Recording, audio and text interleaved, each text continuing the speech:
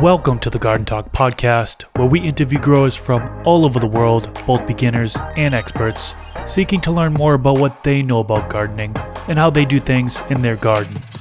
What's up, everybody? For those of you that don't know me, my name is Chris, aka Mr. Grow It, and you're tuned into the Garden Talk podcast. This is episode number 158.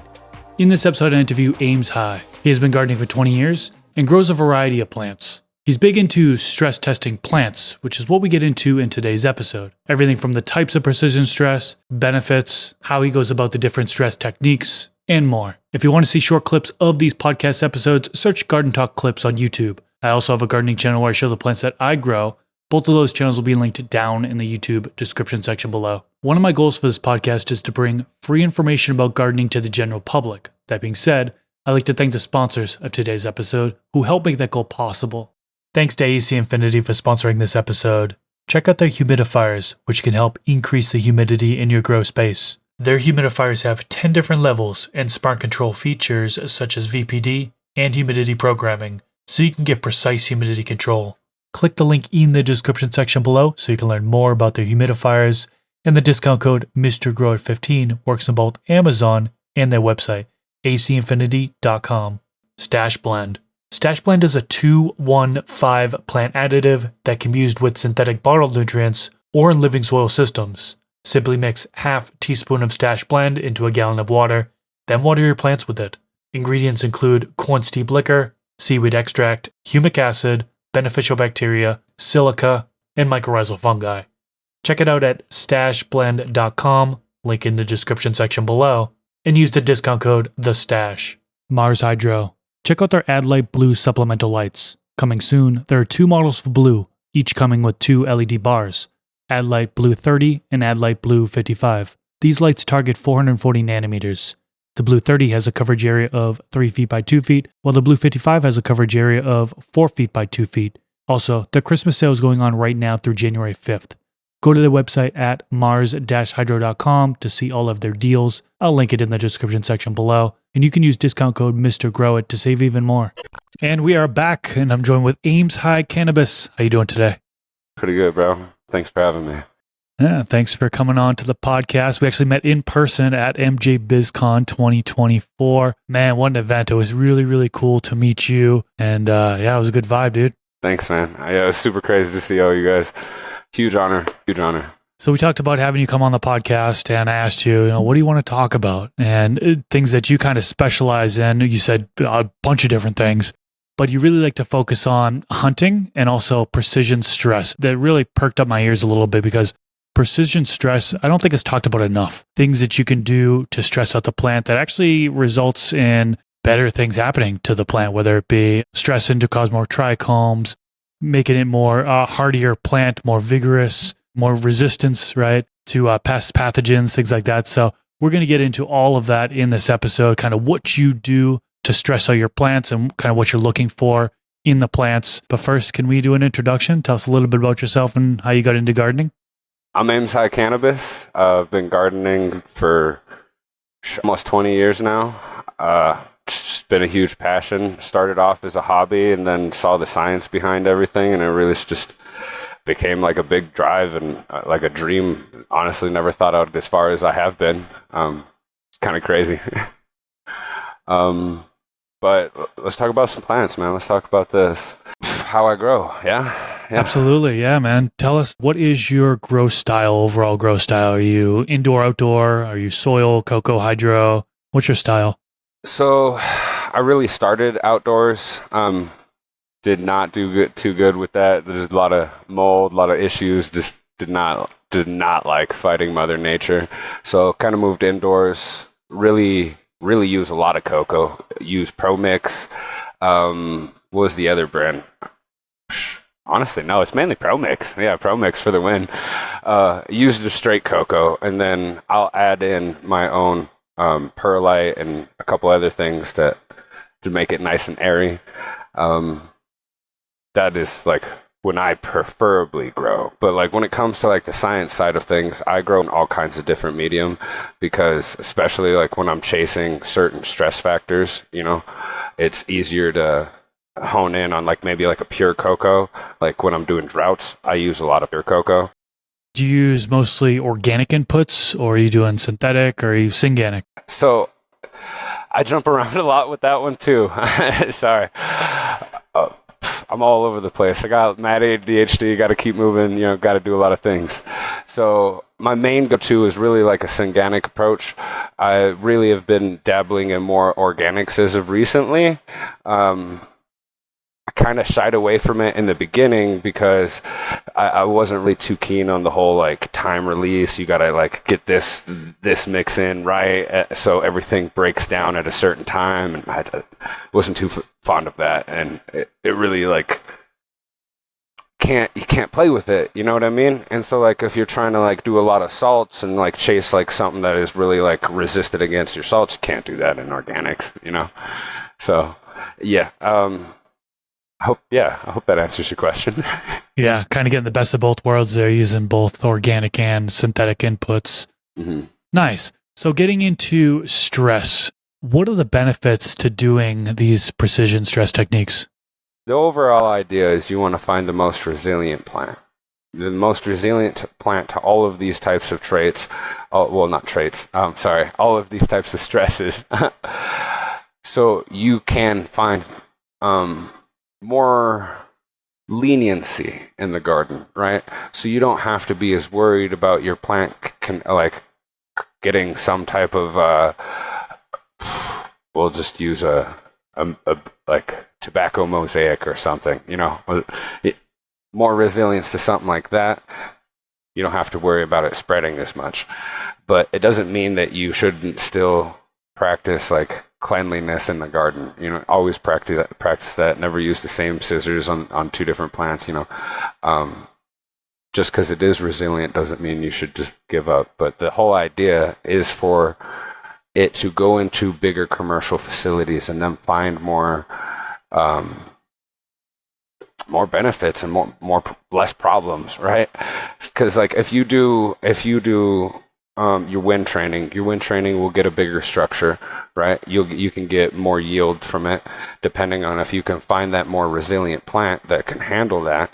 You can get more structure, better, like stronger branches. The watering is a good one. You're watering the root system is really what's happening for the droughts.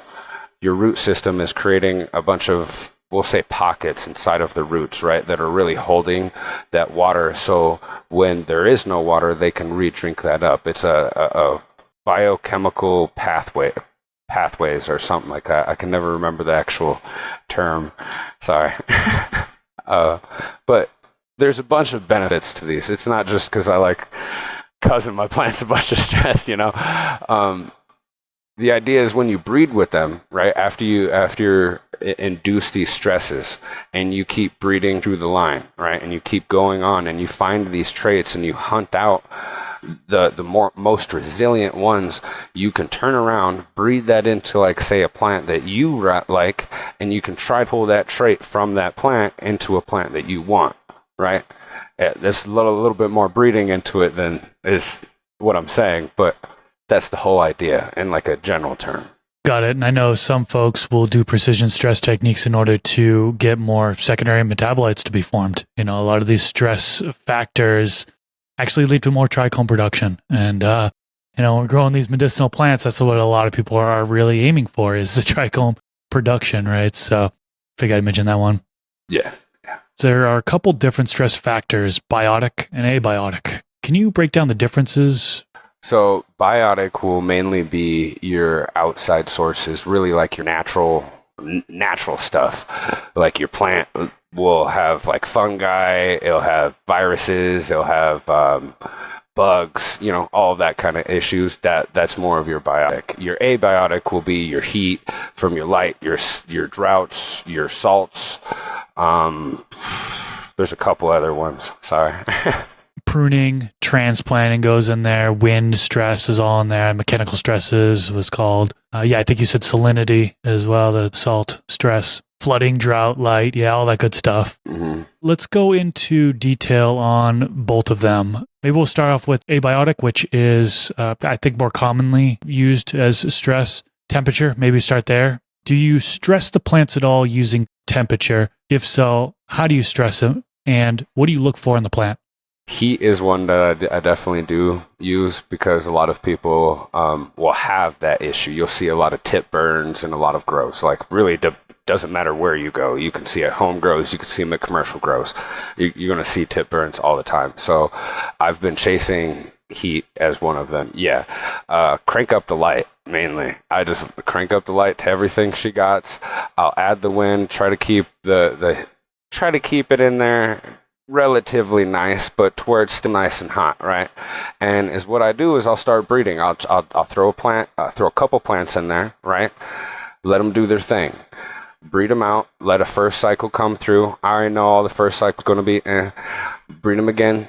Same ones, right? And I'm not reversing any of these. I'm trying to keep them as open as possible. Try to keep that genetic pool, right, we'll say, as open as possible. So I will get a bunch of diversity, right? Because if, say, I start with something that has already been, we'll say, locked in, okay? Like, we'll say, use a medical plant as examples. So, like, you'll find F6s and stuff like that. If you use something like that, you're not going to find a lot of that diversity because they've already locked it into certain types of traits that they wanted. But I want other traits, right? So we start from the top, get them going, keep them cycling, and as you're cycling, you'll start finding certain plants will produce traits that are more resilient to these like factors. So like the heat, an example, you won't see a bunch of tip burn. It'll thrive. It'll be nice, flush, green. Other plants alongside of it, you'll see that they're burning, so you know that you're still doing the right type of factors, right? You're still inducing that stress to the point where other plants are naturally like, I can't do this. You're trying to find that guy, you know? Yeah. So that's more or less for the heat one. I do wind as well because I like seeing it. There's a lot of benefits from the wind one, because if you add a bunch of air, like for example, the way I do it is I grab a box fan, and it sounds crazy, but I'll just take a box fan, crank it on as high as I possibly can, and I literally will sit it right in front of the plants, just blasting it to the point where the plants are just all sorts of droopy, right? And I keep doing that to help build up what is it? Why do I always forget the name of it?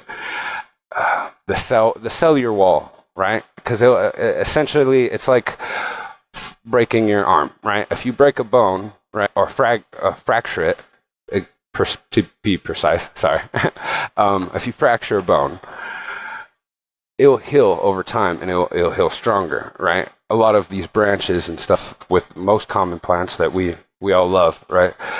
They're the same way. If you add in fractures, micro fractures along these branches, they will come back, heal stronger, and it helps promote more flow through those branches, so you get more energy going to the output of your, flower. I do a lot of biotic stressing. I actually introduce a lot of PM into the grow because I'm trying to find PM resilience so I can breed that into other plants. That PM resilience is the same way as that you would do for your light. If you want to start like trying to find something that's resilient to that kind of trait, you do the same thing that for your lights. That one has a lot of ups and downs because once you start bringing in like molds and like bugs and all kinds of other stuff, it's really hard to like start keeping track of it, making sure it's contained in one area. You start having to do a lot of other like IPMs and stuff like that, really trying to mitigate any type of spread so you don't have this test happening over here and then you spread that mold into like something over here that you didn't want the mold, So, yeah. So for the PM, that's pretty interesting that you actually introduce it in to stress the plant out and just see if it's resistant or not. Can you break that down in details? Like, what do you actually do to that? Do you just increase the humidity and kind of cause PM to occur in one area and then bring that plant into another area to see if it infects another plant, or like what's the detail on that one? So I work at a commercial facility as well, and I talk to a lot of other commercial facilities, just trying to help out, give them some insight that I have. A lot of people that I know in the commercial facilities are dealing with certain like PM big issue, big issue in commercial sites. And then fungus gnats and both of those. So if I still some of the soil for the fungus gnats, because that's another one that I do. Sorry, we'll get to that later. Still some of the soil from them. Just the top 2 inches, because that's where the fungus gnats like laying all their eggs. And that's where all like a good amount of the activity happens for them. Just top 2 inches of that, and then still a branch that is infected with PM, something that is like heavy infected. Take that, bring them both back in, take your bugs, put them in your bug site, take that branch and literally just put it into the room. Add it into the room, add a lot of wind in there, and let it do its natural thing. That PM will naturally spread, right? Because I'm trying to stay as natural as possible. I don't want to literally just go in there and rub the PM plant on them, because that's not natural. I want it to spread naturally, so it tries to fight it naturally. And in nature, it would be the plant next to it, or itself, I guess, but the plant next to it catches PM, it's not likely to catch it as well, because it's going to spread over, right? And that's my whole idea with it. Got it. Yeah, you're actually the first person I ever heard of doing it that way. It's pretty interesting. It reminds me of, I had a buddy in Massachusetts who grew out Chilled OG along with a whole bunch of other plants, and he always struggles with high humidity. And unfortunately, a lot of his plants got powdery mildew, but the Chilled OG, which was in the same room, didn't get it. He's like, dude, I need to show you this. Look, this is resistant to powdery mildew. And I'm like, dude, that's awesome. I'm glad you got at least one plant that wasn't infected, and I'm happy that it was actually the strain that I bred, so appreciate you sharing that with me. But yeah, it is something that I know that quite a few growers do look for resistance to pathogens such as powdery mildew, so I'm glad you brought that up. I do want to back up to temperature to kind of get a little bit more into detail on that one. Talk about heat, blasting with heat. What temperature, what heat do you go up to in order to see if the plant is stressed or not? Around the 96 to 98 zone, because I don't want to push too far past 98, because most things will burn at 98 regardless, you know what I mean? So like that's really that maximum threshold, and I only keep it there for like maybe 5 minutes tops, and then I'll bring it back down. And that's just to like, how do I explain this? If you look out in nature, right? Nature is always different. The light penetration that we're getting from the sun is always different. No matter what, throughout the day, it will change, right? And so at certain peaks in the day, there might be times that there's super hot heat just beaming down on you. You know what I mean? And so I'm trying to like keep it as natural as possible, without going too far. Because I know when, like I said, if you push the limits too far, that's just unnatural. And once you start pushing the unnatural limits, what's the point of what you're doing? Because if I sit here and try to like find a plant that goes up to 100 and something, so some crazy number, okay, that's cool and all, but in my eyes, that's kind of a waste of time, because whoever is going to really you're not going to find that. You're not going to find a single moment in time that outside where your surface temperature is going to be over like 120 degrees or something. You know what I mean? It's crazy. Yeah, and I know one of the things that folks look for when they're doing heat stress is they look for plants to flip over and show intersex traits, right? Hermaphrodite plants. They're looking for the plant to potentially show nanners, right? And breeders in particular, they will just scrap that plant. They'll cull it off and they won't use it for future breeding projects. Also looking for certain types of foxtailing, because there's certain strains that after heat is induced, there's a lot of foxtailing that will occur. I'm trying to find the one that won't, you know what I mean? Because like I like foxtailing sometimes because it looks cool, but otherwise for your overall like production you know what I mean? I know there are mixed opinions on foxtailing. Some people hate it. Some people feel like it leads to a more airier structure. Some people like the bag appeal. Others love it. I know some people who wash, and they said they get a better result washing because of more looser, airier buds coming from the foxtails. And so, yeah, we got people who love it and people who hate them. So I thought that was kind of funny. Yeah, no, it's fun to look at in my eyes, but otherwise, besides that, that's not for me. Yeah, me living in the desert, I encounter it quite a bit. It's sometimes tough, specifically in the summertime. It always reaches 80 degrees Fahrenheit, and I'm lucky to keep it, under 82 degrees Fahrenheit. Sometimes it creeps up a little bit more than that. Lately, in the new household here, I just moved in here. I had a little bit better of cooling situation, so I am able to control the temps. But my last place, man, it was touching 86 plus degrees, and I'd see a lot of foxtailing happening on some genetics because of that. Not all genetics will foxtail, but definitely a good amount will. And the heat definitely can contribute to that. Also, I know infrared light, excess infrared light, I think 5% or more, 7% or more can actually lead to foxtailing as well. The ES300 LED grow light by Green Sunshine Company, rest in peace, that company no longer exists, but that was a very popular light, and their first version had a lot of IR in it. And so a lot of genetics were foxtailing because of it. And people were like, what the heck's going on? So he revised it. He put out a V2 with actually less IR in it. And that actually helped to solve the problem there. So I figured that was worthy of mentioning. Okay, so we talked about temperature. You kind of said a few things for lighting, but if we can get deeper into that, amount of light and spectrum of light. Some people will just blast it with excess light to try to stress their plants. Other people will give certain spectrum in order to stress the plant. What do you typically do in regards to light stress? Both. I do a lot of, I switch between, I have a bunch of lights. I have what are they called? The bulb lights?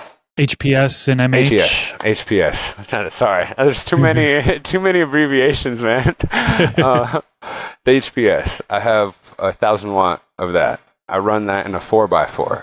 Okay. That's a lot. Max that out, that's a lot, right?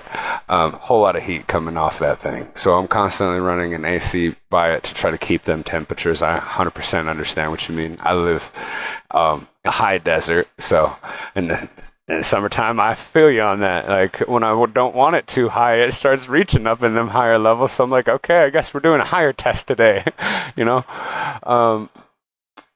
I do switch it between that and LED. I have an LED 650 Mars Hydro.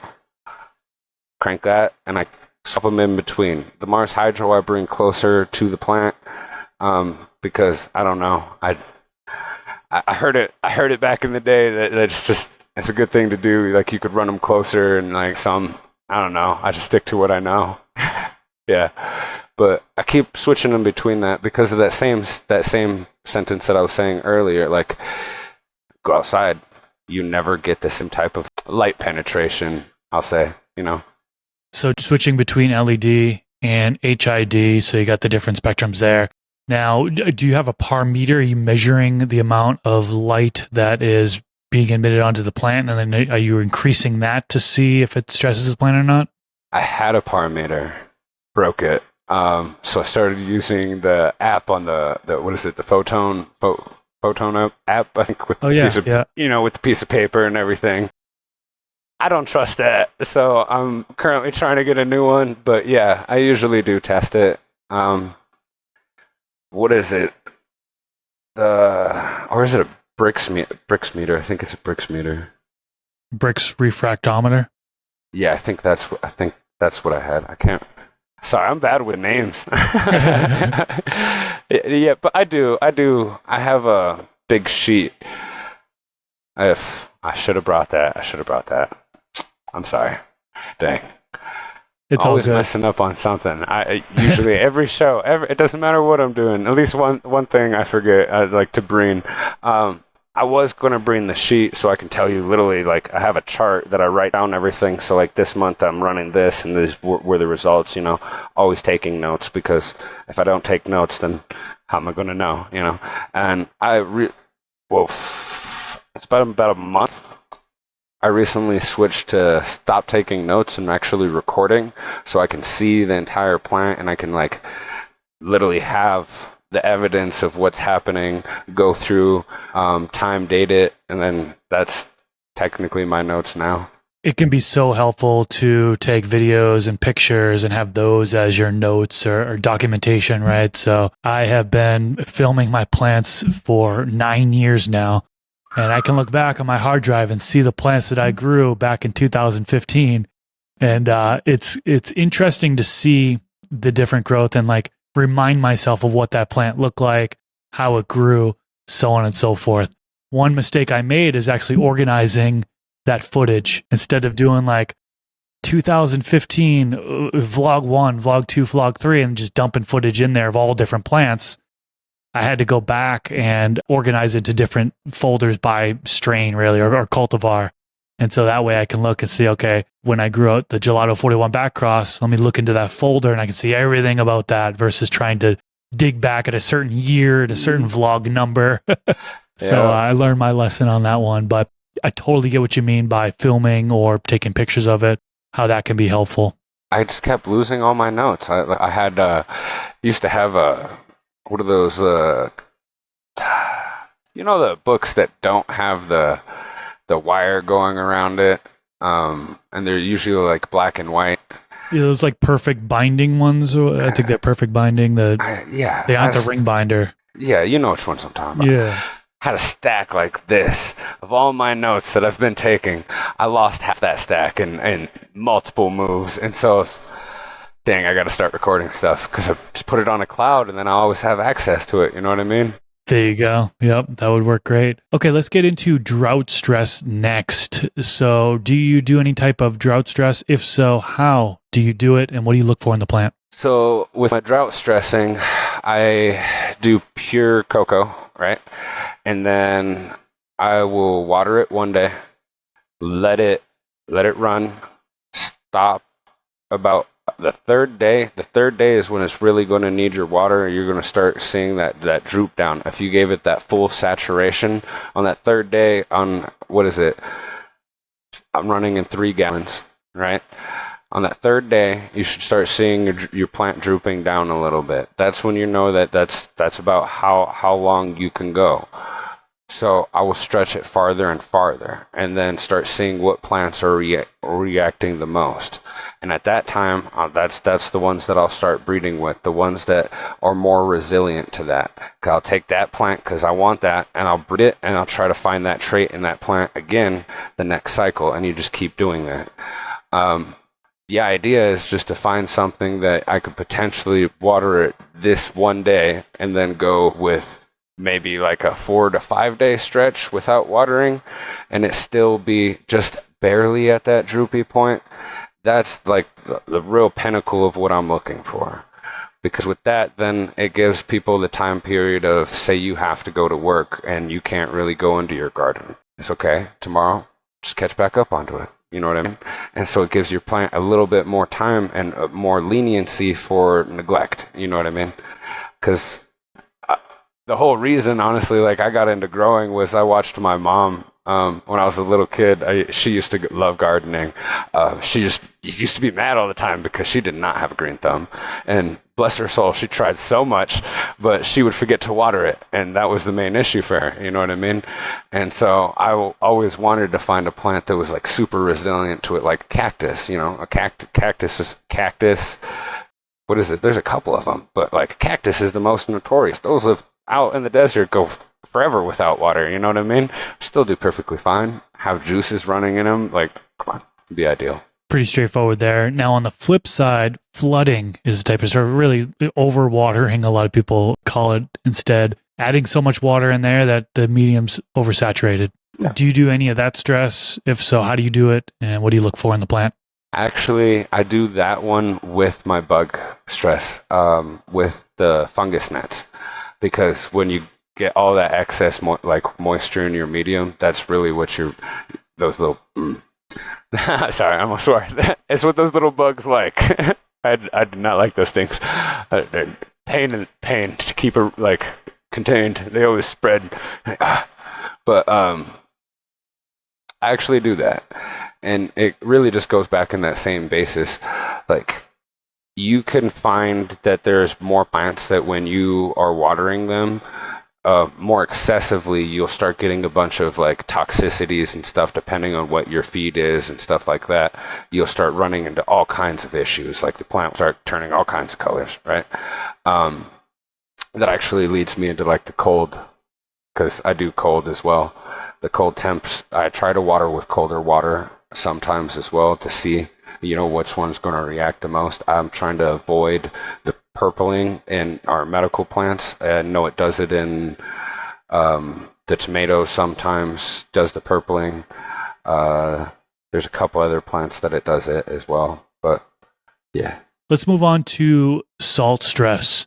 Do you do this at all? If so, how do you do it? And what do you look for in the plant? So I don't have a meter technically to read my salts. I really just run at a higher ppm. ppm or EC is a lot of people measure by those, yeah. Yeah, I just run at a lot higher one for that test. So like I'll push into the 3s and 4s instead of like the average 1.6, you know. I'll try to get as high as I can. I'll stack, do a lot of bottom feeding for that type of test to try to pull up the salts so they stay in there and stack up. That's mainly how I do that. As the plant's growing, are you looking for like excessively dark leaves, curling, nitrogen toxicity, for example, and then are you like culling off the plants that aren't able to handle that high EC or what? 100%. Yeah. There's you literally what you said, literally all of those. The nitrogen is mainly the one that I'm looking for though, because I find that the nitrogen issue is the biggest issue in my eyes that a lot of like home growers deal with, because they don't pull off the nitrogen when they're supposed to, and so they start like having excesses of it, and that's where the issues start lying in. And really that is literally what I am searching for when it comes to that stress test. Got it. And I know running higher EC can actually stunt the growth as well. So the plant might look nice and green and healthy, but like just stays. It stays squat, right? It stays. Yep. The growth has been stunted. So I assume that's another thing you look for. Mm-hmm. Yep, they just do not move. Yeah. It's literally been 2 weeks, nothing. It just sits there looking healthy. Yeah. No, that one gets me sometimes too, because like I have so much going on and I'll go in there, check on it. All right, so this test is working. This test, come back. Okay, it's working. And then come back again. Wait a second. Okay, wait a second. You guys aren't moving. That gets me all the time. Reminds me of my hydroponic grow, the first one I've ever done. I've grown in soil for 14 years and then just tried hydro. And one thing I've learned is from somebody else, they had mentioned that, sure, you can try to run a higher EC. You're not really going to see nutrient burn as you would in soil. Like it's not as apparent, but you'll see more of a slowed growth. And that's exactly what, when I was reaching these higher ECs, touching upward of 2.0 EC. Some people say that's excessive for running in hydro deep water culture, to be more specific. People said you can get away with the smaller one, and any higher than that, you could actually see stunting. So I actually backed off and went down in order to try to prevent that stunt of growth from happening. That's literally why I'm trying to get into soil and stuff, because it does give you that quicker reading on that. I shout out to BioBiz, because BioBiz is really, they hooked me up with a starter kit of, they have some liquid organic nutrients. So I'm going to try that, see what that's all about, and run a couple tests, see what happens. Super excited. Awesome.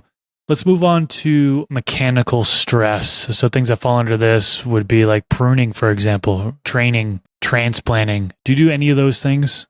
Yes, I do the pruning. So normally I will prune it at your 6th shoot, right? Most plants, once it gets like its 6th shoot, you prune it there, so it gets a little bit more growth, and then you naturally prune it depending on what type of plants that it is depending on really how much you want to prune it. But in the medical plant, 6th shoot, 2 weeks after that, and then 2 weeks before you flip it into flower. That is really the standard that I've ran by.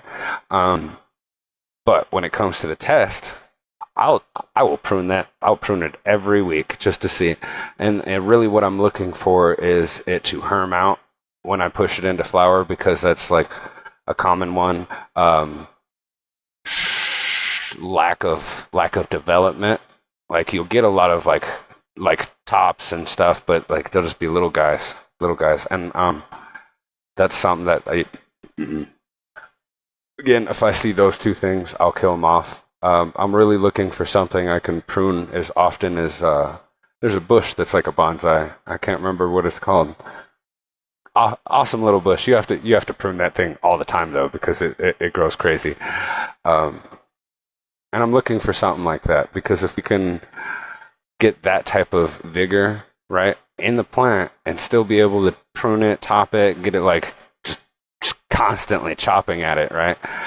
And the idea is we could get it like that, then we get massive yields off that one plant, because we can train it easily, right? Bend your branches down and like your Ys so they come down, get plenty of crazy tops everywhere, and it'll just be amazing. But a lot of plants can't handle that kind of training. Yeah, I've seen some people do some crazy things when it comes to training and topping, stripping down all the leaves, defoliation, and really just having it mostly naked, take almost every single leaf off of the plant, then flipping a flower and let that thing grow back. And sometimes you don't even think that the plant is going to survive. Yeah. And you see their progress weeks later, and the plant grows just fine. So it's pretty interesting to see kind of how much you can actually take off the plant and how it rebounds and is able to grow and get to harvest from it. Yeah, like what is it, the Swaz method? Swazing, yeah. However it's pronounced, right? I like that, but I like pushing it a little bit farther, like really pushing it to its real max, just to see how far I can go to push that specific genetic or strain, right, to its max. That's the best way I can put it, because like you were saying, like even at commercial facilities, that is one of the funnest things to do, teaching people how to like cut back a mom or something like that. Sometimes just go over there, grab the plant, bundle it up, and then go down half of it, take some loppers and chop half of it off. It looks disgusting. The plant looks like it's gonna die. Everybody freaks out the first time they see it, and like, just give it a little bit, comes back even bigger. Like, I love that. But if we can start that at a younger like age in the plant's development, and it not have detrimental like problems, then that's what I'm really looking for. Like, that'd be key. That's a keeper for you, huh? 100%. I want to go back to another thing that you spoke about, which is the fungus gnats. How you taking soil from a commercial facility that had fungus gnats introducing into your garden. What exactly are you trying to get out of doing that? All right. I'm going to try to get into the science of this. You gotta bear with me. Right. All right. So, plants, when they are being attacked by certain types of pests, they, what is it? Ethylmethylene? I can never remember the actual chemical that it starts to produce. The plant will produce this chemical, right, to try to fight them off. And in doing so, it usually results in like a higher terpene yield or something along that sort, right? Depending on what type of insects that you are really introducing is really depending on what type of, we'll say pheromone pathogen. I can never remember the name of it. Sorry, it gets me every time. But the idea is you build that resistance, and that resistance is shown in your production. In certain types of oil development. I hope I'm saying that right. And you can correct me if I'm wrong. Could be wrong with that one. That one is really just a newer test that I've been playing with. You know what I mean? Yeah, I've never heard of the people introducing fungus gnats for a stress. Now, when you introduce them and they're, you got the population going, say you're done with the test, how do you get rid of the fungus gnats? I like a xylitol. Because it really works as like what is it called? A sterilizer. It is xylitol 2.0 is what I really keep a gallon of that thing around.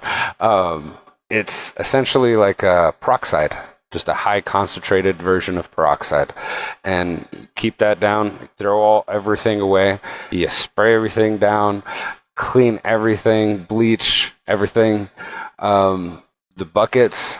Clean those out. Make sure that the soil that has been contaminated. Make sure you bring that away from your home facility, wherever you're doing your test. Do not let that sit around, because if it sits around and there's still moisture in it, then they just keep breeding and it will spread. And good luck after that point. You're a brave man for introducing fungus gnats intentionally and doing the stress testing, because me personally, I struggle with fungus gnats and I just want them gone. But I understand what you're going for there. What are some challenges when it comes to doing some of these precision stress techniques? Well, don't think that you're going to have a good yield. Like, your yield is a big problem. Spreading any type of contamination, that's another big problem. Yeah, honestly, those are like the biggest ones. Those are like the really biggest ones, because you burn through a lot of plants. Don't like doing all of these tests and trying to get to your end result. You will say like this: you do 10, right? You're probably going to keep one, if you're lucky. If you're lucky off that run, right? Because you have to stay in a regular kind of idea. You have to stay with non-feminized stuff, right? Because you want to keep that diversity, right?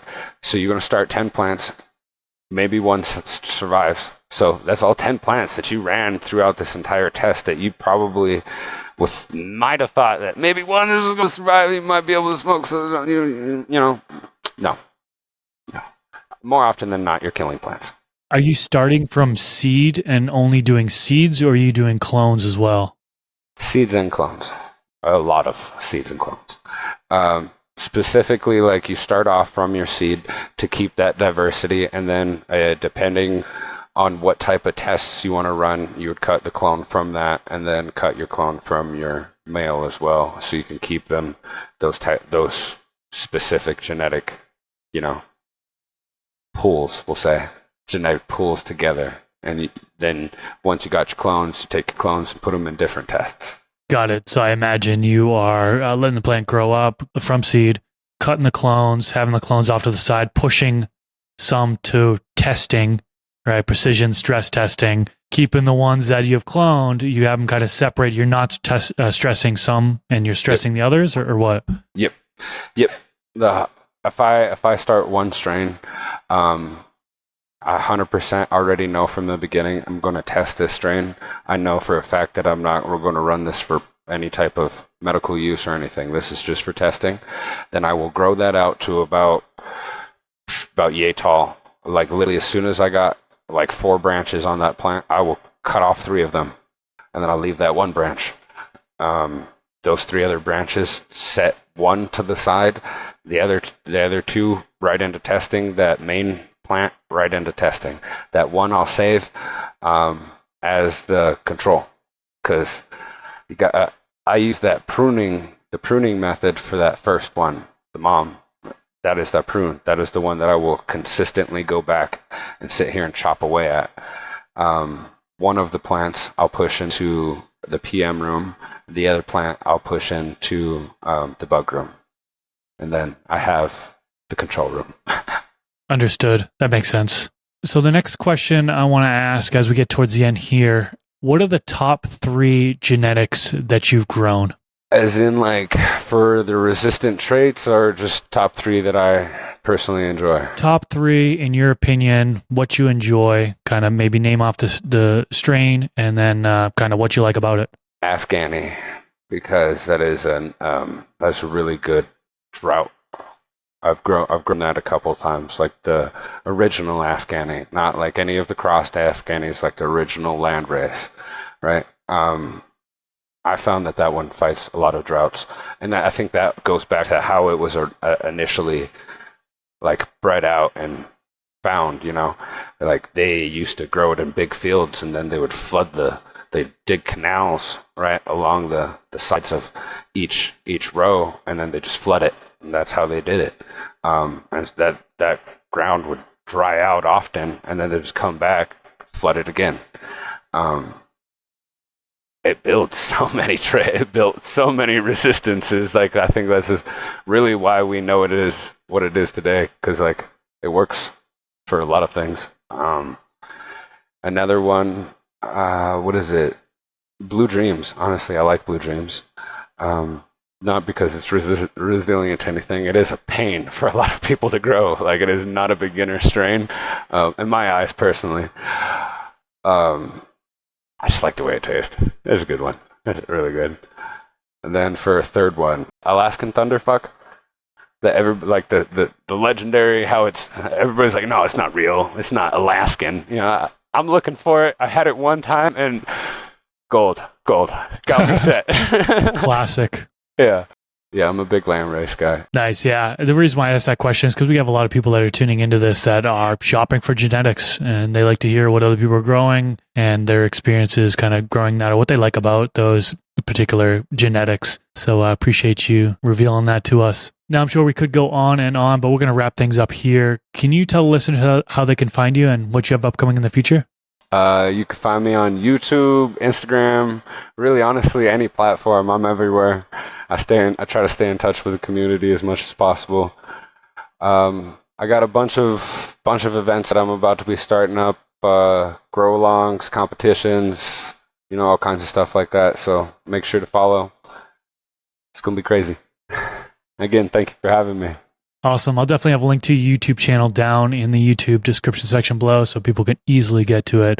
I want to give a big thank you to the folks on Patreon that support this podcast directly. Thank you so much. The people being scrolled on the screen right now are in the producer tier, so you get producer credits. Appreciate your support here. And we're going to continue on this podcast. I want to thank you for coming on to the podcast. I'm actually going to be on your podcast, your show, in a couple weeks from now.